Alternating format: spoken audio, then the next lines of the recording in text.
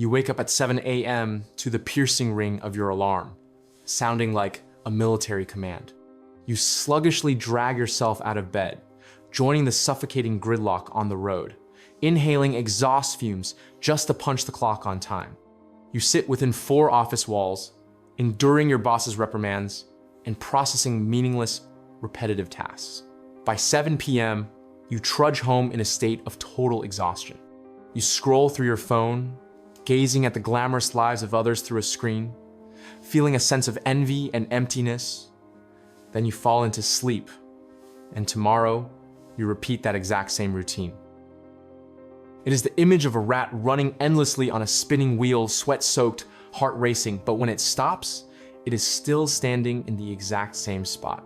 In a world where real inflation can hit 10% or 15% despite the pretty CPI figures announced on the news, and where real estate prices double every 5-year cycle, the naive belief that hard work alone leads to wealth is no longer a virtue.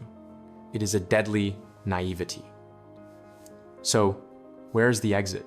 To find the key to these invisible handcuffs, we must first decode the nature of the problem.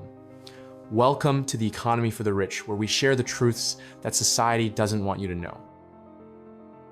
Have you ever wondered why, despite technological advancements and productivity increasing 100-fold compared to the last century, people today work longer hours and carry more debt than their ancestors?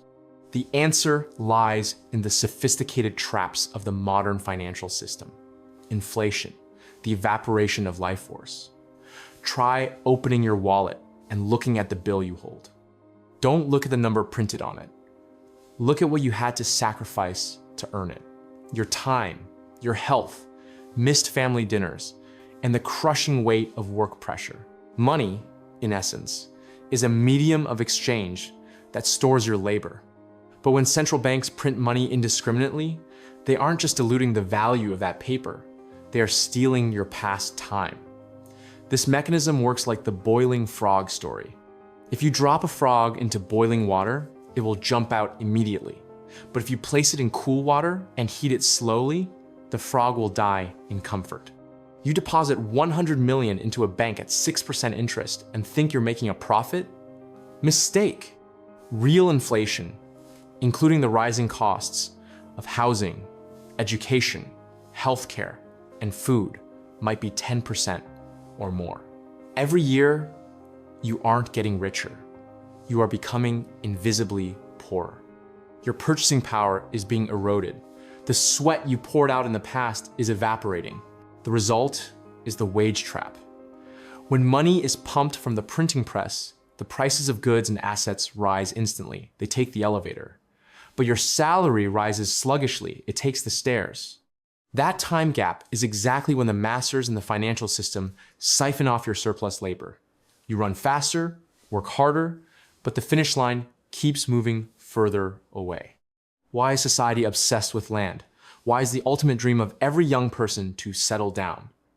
And kulak nyip, behind the glamour of luxury apartment projects lies a brutal truth: debt. Let's look at the origin of the word mortgage.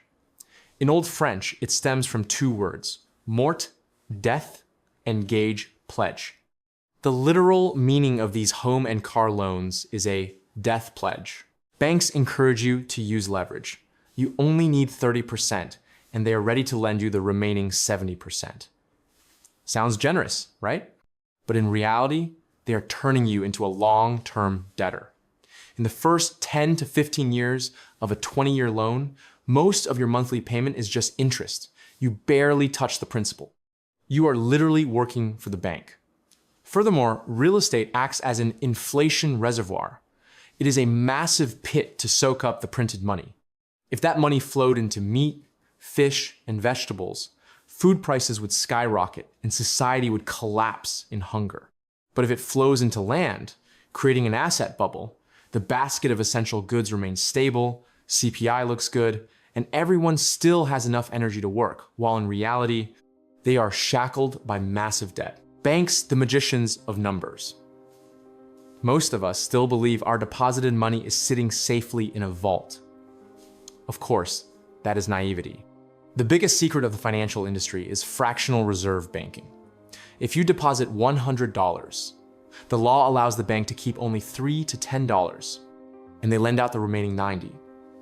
When a second person borrows that 90 and deposits it into another bank, that bank keeps 9 and lends out 81. From the original 100, the banking system has created thousands of dollars in phantom credit circulating in the economy. Money is created out of thin air. This leads to a systemic risk.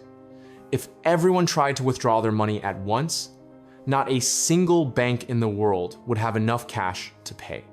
The safety you feel is an optical illusion maintained by collective belief. When belief shatters as seen with Silicon Valley Bank, the naked truth is revealed. You are not a depositor. You are an unsecured creditor of the bank. Understanding the economy is the first step. The next is the escape plan. You cannot destroy the system, but you can maneuver through it to find your own freedom. Shatter the illusion. High income does not mean wealth. A director earning $2,000 a month can be poorer and more vulnerable than a street food vendor. Why? Because the media has installed a buggy software in your head called consumerism. When your salary increases from $1,000 to $2,000, you don't save that extra $1,000. You switch from sidewalk coffee to Starbucks, from a manual scooter to a luxury car on credit, from a rented room to a high-end condo. This is the lifestyle inflation trap. The faster you run, the tighter the handcuffs squeeze. You think you own things, but in reality, things own you. You won't dare quit or start a business because you fear losing the income needed to pay the bank on the 25th of every month. Step 1 of the escape. Become strategically poor. Live ruthlessly below your means to buy back your freedom. The money you save will be the ammunition for the coming war. It must be enough so that when a boss asks you to do something unethical or unbearable, you have the right to refuse without fearing starvation for the next 6 months. In a capitalist system, remember, power is capital, not labor. Salary is compensation for your time, and your time is finite. You cannot scale time. Therefore, being a wage earner will always have a ceiling. To escape this cycle, you must make a leap of faith. Shift from a seller of labor to an owner of assets. Don't just work for money, make money work for you. Own things that increase in value even while you sleep, such as business equity. Instead of being a lifelong employee, find ways to own ESOP shares or invest in great companies. You want to be on the side receiving dividends, not the side paying interest. Or cash flow real estate, don't just buy land and wait. Find assets that generate monthly income like rentals or warehouses. To break through, you need the barbell strategy. One end of the barbell is 90% extremely safe assets, cash for short-term needs, physical gold, short-term government bonds. The goal is to never go bust and to survive at all costs, even if the market crashes. The other end is 10% extremely high-risk assets with explosive returns, like startups or crypto. If you lose, you only lose 10%. But if you win, your life changes forever. Don't stand in the middle. Don't invest in medium risk, medium return. Ventures, that is where the masses get slaughtered. The secret weapon, irreplaceable skills.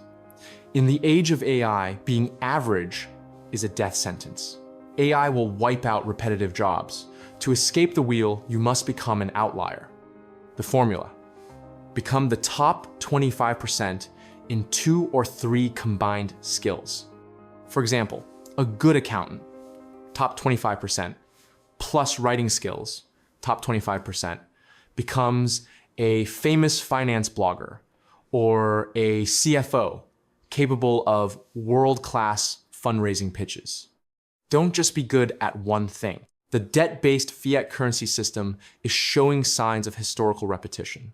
Every paper money empire in history has had an average lifespan of about 27 to 50 years before collapsing. The current US dollar has existed as fiat, unbacked by gold, since 1971, over 50 years. Cracks are appearing. US public debt exceeds $38 trillion, and global inflation is out of control. When the fiat monster falls, who will take the throne? The world is polarizing between an old system trying to tighten control via CBDCs and debt, and a path of awakening, financial literacy, accumulating real assets, and upgrading skills. You cannot change the direction of the wind, but you can adjust your sails. Don't let your money sit still. Idle money is dead money. Don't entrust your future to others.